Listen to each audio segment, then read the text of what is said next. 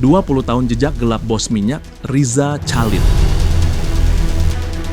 Di balik setiap tetes BBM yang masuk ke Indonesia, ada cerita tentang uang besar, lobi kelas kakap, dan nama-nama yang jarang muncul di depan kamera. Salah satunya Riza Khalid, atau yang dijuluki banyak orang sebagai gasoline godfather, sang saudagar minyak yang selama 2 dekade disebut-sebut mengendalikan aliran emas hitam negeri ini.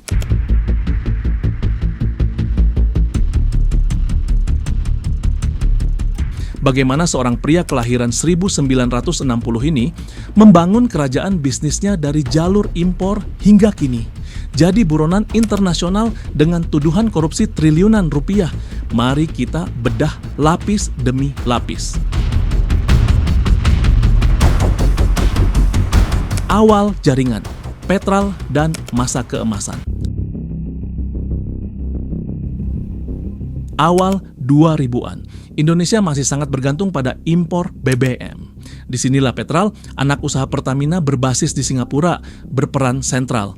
Dan di balik Petrol, menurut banyak laporan investigasi, berdiri jaringan trader minyak yang mengendalikan siapa yang dapat kontrak, siapa yang tersingkir. Nama Riza Khalid mencuat sebagai figur kunci. Bukan pejabat, bukan komisaris resmi, tetapi dikenal luas punya akses hingga jantung kebijakan. Perusahaannya melalui jejaring di Singapura dan British Virgin Islands mengendalikan pasokan miliaran dolar per tahun.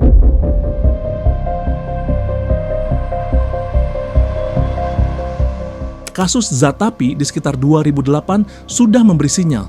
Perusahaannya disebut menjadi perantara impor dengan dugaan kerugian negara puluhan miliar rupiah. Namun seperti banyak kasus kala itu, penyelidikan berhenti, tak ada vonis, dan Riza tetap untouchable.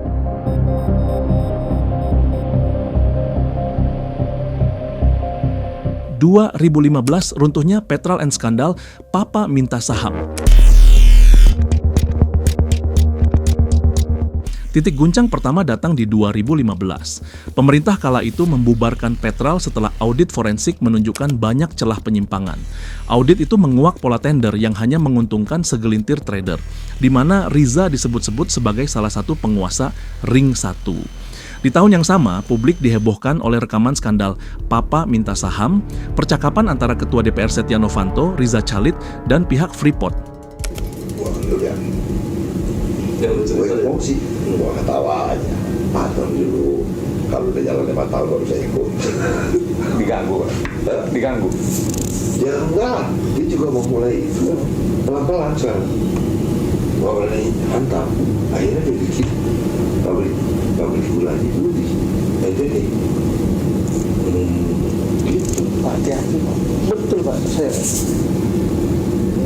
udah mulai gelap balik situ ya. Betul Pak. Saya dari Papua masih takut tentara takut. Saya dari 83 Pak sudah tahu Papua Pak. Saya dari Salaman Pak. Sudah tahu Pak gimana antropologinya Pak. Wah kambing sama semua dong. Apalagi nggak datang. Hati-hati Pak. Betul Pak. Saya nggak semudah itu Pak. Papua. Mengedukasi mereka untuk merasa bahwa mereka akan dibangun untuk kesejahteraan mereka tidak mudah. Kosnya tinggi Pak, betul.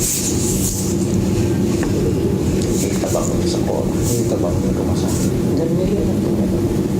Tapi kalau kita kasih fresh money, baru iya Bapak, hormat Bapak. Tapi masa mau jadi center kelas Pak? Itu ya, satu report. Mana apa? Pagar yang bagus yang indah itu buat di gedung ya, itu yang bikin perusahaan gua dulu gua punya perusahaan istri amat itu kan. Pak, memang ada sikapnya Sadis itu itu kerjaan gampang. nanti kalau pembebasan lahan itu nggak mudah loh Pak. Itu kalau nggak salah 3 kabupaten itu untuk PLTA. Kalau itu mudah-mudahan bisa berangkat. Karena yang anti sama gubernurnya juga banyak tuh Pak.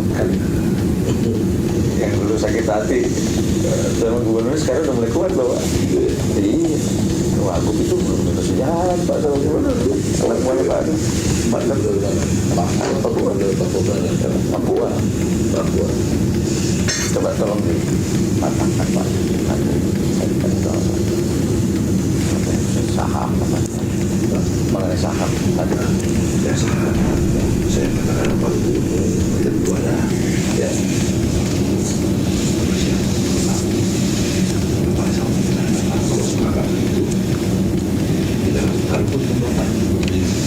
Selesai. Kalau dulu kita weekend kan, hari Minggu kita tuh malam ya baru Isinya, dugaan lobi perpanjangan izin tambang dengan imbalan saham. Riza tidak pernah diadili dalam perkara ini, tapi reputasinya makin kokoh sebagai pemain belakang layar yang bisa duduk satu meja dengan pejabat setingkat ketua DPR untuk mengatur raksasa tambang.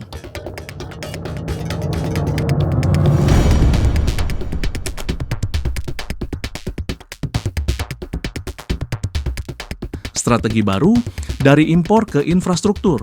Setelah Petral dibubarkan, banyak yang mengira era Riza tamat. Tapi tidak.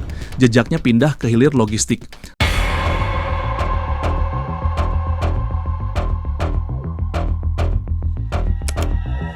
Terminal BBM, kilang, dan fasilitas penyimpanan.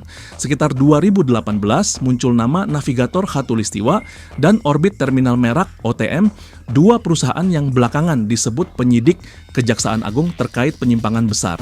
Skemanya sederhana di atas kertas, kerjasama penyimpanan dan distribusi BBM. Tapi di balik kontrak itu ada klausul yang kemudian jadi titik sengketa.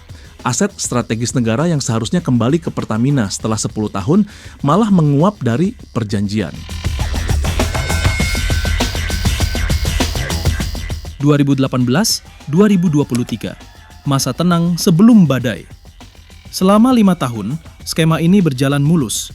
Pemerintah berganti, elit migas sibuk dengan isu lain, dan Riza semakin jarang muncul ke publik. Bahkan fotonya di internet bisa dihitung dengan jari. Namun, aliran dana dari kontrak-kontrak itu menurut dugaan penyidik tidak hanya berhenti di perusahaan. Ada indikasi pengalihan ke luar negeri, pemanfaatan jaringan offshore, dan potensi tindak pidana pencucian uang (TPPU) yang baru terendus belakangan.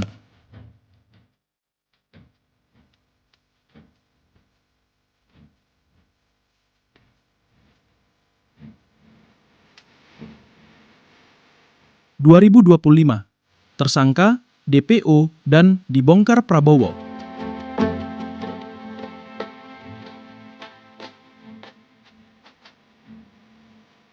Juli 2025, badai itu meledak.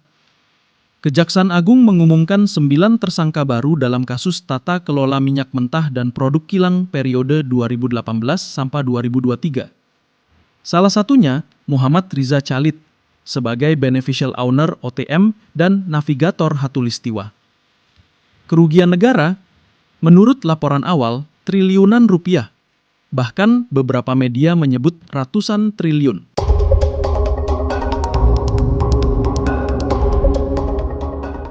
Skandal ini mengguncang fondasi sektor energi. Riza dipanggil 3 kali, tidak hadir. Paspor dicabut. Red notice diajukan. Status daftar pencarian orang DPO diumumkan. Singapura bilang dia sudah lama tidak masuk ke sana. Jejaknya disebut berpindah ke Malaysia. Di saat bersamaan, Presiden Prabowo Subianto dan jajaran menterinya mengusung narasi perang terhadap mafia migas. Saya bertekad memberantas korupsi sekuat apapun mereka. Demi Allah, saya tidak akan mundur setapapun. Nama Riza disebut sebagai contoh bagaimana jaringan lama dibongkar. Apakah Prabowo yang membongkar? Secara politik, iya, karena dukungan politiknya yang menguatkan penegakan hukum. Secara hukum, inisiatif penyidikan tetap di tangan Kejagung. Pola lama, babak baru. Jika kita tarik garis besar, ada pola yang berulang. Era awal, 2000-2015, dominasi lewat Petral dan jaringan impor.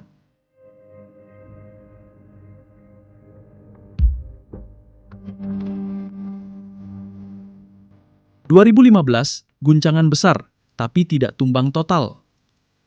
2018 sampai 2023, pivot ke aset fisik dan kontrak jangka panjang. 2025, penindakan hukum, TPPU, perburuan internasional. Apa yang membuat pola ini bertahan?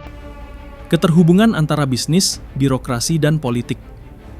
Riza dikenal piawai menjaga hubungan lintas rezim, dari masa SBY, Jokowi, hingga kini Prabowo.